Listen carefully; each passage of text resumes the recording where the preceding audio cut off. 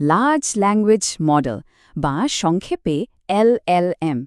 নামটা তো আজকাল প্রযুক্তির জগতের সবখানেই শোনা যাচ্ছে, তাই না? কিন্তু এটা আসলে কি আর কিভাবেই বা কাজ করে? চলুন আজ আমরা এই ফ্যাসিনেটিং প্রযুক্তির একেবারে ভেতরে ঢুকে দেখি। মানে একবার ভাবুন তো, একটা মেশিন কিভাবে একটা আস্ত কবিতা লিখে ফেলছে বা কম্পিউটার কোড তৈরি করছে, এমনকি মানুষের মতো করে কথাও বলছে।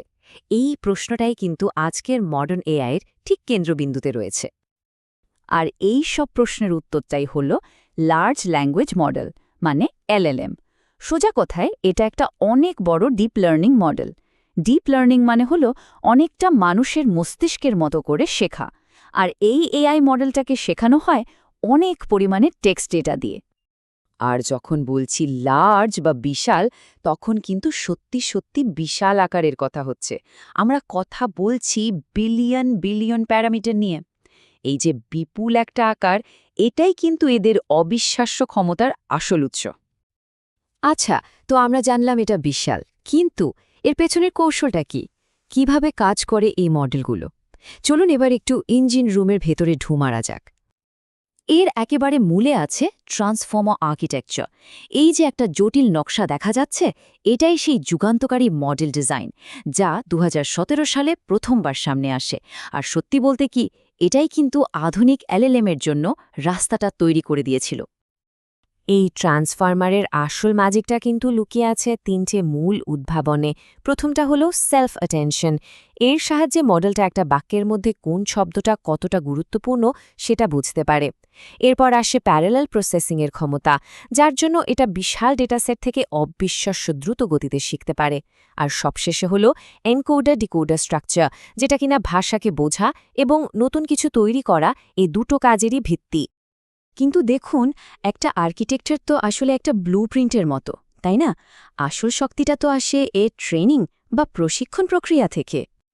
এই ট্রেনিং প্রসেসটা অনেকটা একটা শিশুকে জ্ঞানী করে তোলার মতো, যেটা মূলত ৩টে ধাপে হয়। প্রথম ধাপে মানে প্রি ট্রেনিংয়ে মডেলটা ইন্টারনেটের বিশাল জ্ঞানভাণ্ডার ঘেটে ভাষা, ব্যাকরণ আর সাধারণ জ্ঞান শিখে। এরপর ফাইন টিউনিং ধাপে মানুষের লেখা ভালো ভালো উদাহরণ দেখে সে নির্দেশ মানতে শিখে। আর একদম শেষে RLHF বলে একটা প্রক্রিয়া আছে, যেখানে মানুষের ফিডব্যাক ব্যবহার করে মডেলটা নিজেকে আরও বেশি সাহায্যকারী আর নিরাপদ করে তোলে। তো অনেক তো টেকনিক্যাল কথা হলো, এখন আসল কথায় আসি। এই শক্তিশালী এআই মডেলগুলো আসলে কি করতে পারে? প্রথম এবং সবচেয়ে পরিচিত ক্ষমতা হল টেক্সট জেনারেশন, মানে আর্টিকেল, ইমেল থেকে শুরু করে একেবারে সৃষ্টিশীল কবিতা পর্যন্ত সবকিছু লিখে ফেলতে পারে। ধরুন অনেক বড় একটা ডকুমেন্ট আছে, ওটাকে মুহূর্তের মধ্যে ছোট করে মানে সামারাইজ করে তার আসল পয়েন্টগুলো বের করে আনতে পারে। এরপর আছে ট্রান্সলেশন। এক ভাষা থেকে অন্য ভাষায় একদম স্বাভাবিক আর প্রাসঙ্গিক অনুবাদ করতে পারে, যা আগে প্রায় অসম্ভব ছিল। আর হ্যাঁ, অবশ্যই বিভিন্ন জায়গা থেকে তথ্য এক করে যে কোনো জটিল প্রশ্নের উত্তরও দিতে পারে। কিন্তু এখানেই শেষ নয়। এদের ক্ষমতা শুধু সাধারণ লেখালেখির মধ্যেই আটকে নেই। এরা কিন্তু কোড জেনারেট করতে পারে, এলোমেলো টেক্সট থেকে ডেটা বের করে সুন্দর করে সাজিয়ে দিতে পারে, যুক্তি দিয়ে কঠিন সমস্যার সমাধান করতে পারে, আর অবশ্যই অ্যাডভান্সড চ্যাটবট বা ভার্চুয়াল অ্যাসিস্ট্যান্ট হিসেবেও কাজ করতে পারে। বেশ, তাহলে চলুন এবার একটু বর্তমান পরিস্থিতিটা দেখা যাক। মানে কারা এই প্রযুক্তিতে নেতৃত্ব দিচ্ছে আর এর সামনে চ্যালেঞ্জগুলোই বা কী। এই ফিল্ডের প্রধান প্লেয়ারদের মধ্যে আছে OpenAI, গুগল, মেটা আর অ্যানথ্রপিক। প্রত্যেকেই কিন্তু নিজেদের আলাদা আলাদা অ্যাপ্রোচ নিয়ে কাজ করছে। যেমন কেউ হয়তো মডেলের ক্ষমতা বাড়ানোর দিকে জোর দিচ্ছে, কেউ আবার সেফটি বা নিরাপত্তার ওপর, আবার কেউ ওপেন সোর্স ইনোভেশনকে এগিয়ে নিয়ে যাচ্ছে। আর হাগিং ফেসকে বলা যেতে পারে এই সব ওপেন সোর্স মডেলগুলোর একটা সেন্ট্রাল হাব। আর এদেরই প্রতিযোগিতায় কিন্তু AI এর ভবিষ্যৎকে রূপ দিচ্ছে। কিন্তু এই দারুণ শক্তিশালী প্রযুক্তির রাস্তাটায় বেশ কিছু বড় বড় বাধাও কিন্তু আছে। এর মধ্যে সবচেয়ে বড় আর অদ্ভুত একটা সমস্যা হল হ্যালুসিনেশন। এটা কি? এটা হলো মডেলটার একটা প্রবণতা, যেখানে সে একদম আত্মবিশ্বাসের সাথে এমন কিছু বলে যা আসলে ভুল বা যার কোনো মানেই হয় না। এটা ছাড়াও আরও কিছু বড় চ্যালেঞ্জ আছে, যেমন ট্রেনিং ডেটার মধ্যে থাকা বায়াস বা পক্ষপাতকে আরও বাড়িয়ে তোলার ঝুঁকি, ক্ষতিকর কন্টেন্ট তৈরি করার সম্ভাবনা, এগুলো চালাতে যে অনেক কম্পিউটিং পাওয়ার আর এনার্জি লাগে সেই খরচের ব্যাপারটা।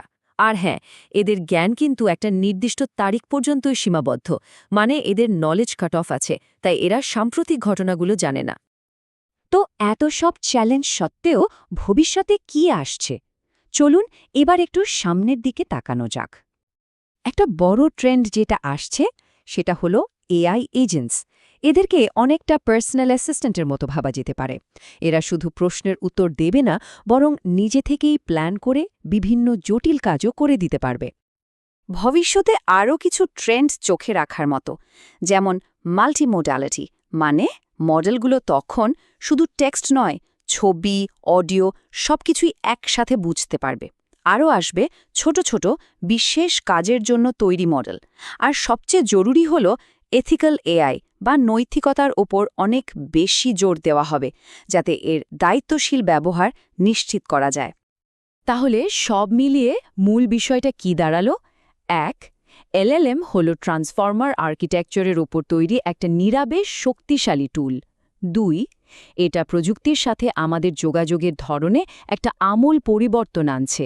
আর ৩. ভবিষ্যতের জন্য এর ক্ষমতা আর সীমাবদ্ধতা দুটোই বোঝাটা আমাদের জন্য খুব জরুরি। শেষ করার আগে একটা প্রশ্ন রেখে যাই। এই মডেলগুলো যত শক্তিশালী হবে আর আমাদের জীবনের সাথে মিশে যাবে, তখন এদের ব্যবহারের নিয়মকানুনগুলো ঠিক করবে কে?